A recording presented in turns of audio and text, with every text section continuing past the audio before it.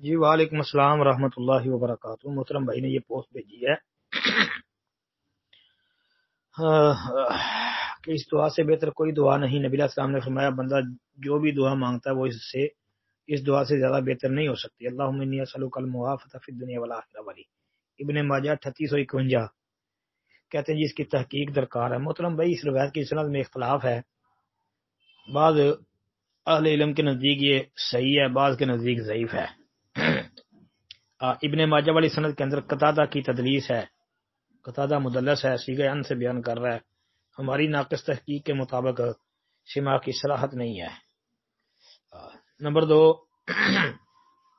کہتے ہیں جی اس حدیث کے مانوی شاہد ہیں، لیکن جو مانوی شاہد اس کے موجود ہیں وہ بیان کیے جاتے ہیں، لیکن سندوں میں کلام ہے، انقطاع وغیرہ ہے، جیسا کہ آپ مجمع الزوائد کے اندر جو ہے وہ دیکھ لیں، جلد نمبر 10 صفحہ 175 پر امام حاسمی رحمۃ اللہ علیہ نے نقل کیا ہے اس حوالے سے، تو اس کی سند میں انقطاع ہے۔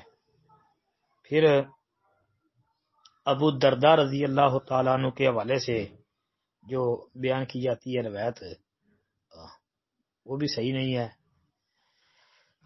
اس میں یہ جو کہا گیا رجالہ رجال الصحیح، امام حاسمی رحمۃ اللہ علیہ کا قول مسند بزار والی سند کے متعلق انہوں نے جو لکھا ہے کہ رواہ البزار و رجالہ رجال الصحیح، لیکن اس میں بھی نظر ہے، یہ سند جو ہے یہ ضعیف ہے، کیونکہ سالم بن ابی الجعد یہ جو راوی ہے اس کا ابو الدرداء رضی اللہ تعالیٰ عنہ سے سماع ثابت نہیں ہے، تو یہ سند میں انقطاع بھی ہے، تو ذوق جو ہے وہ زیادہ راجح معلوم ہوتا ہے، تو یہ ضعیف ہی ہے، اگرچہ بعض اہل علم ضعیف جمع ضعیف حسن یا صحیح کے قائل ہیں۔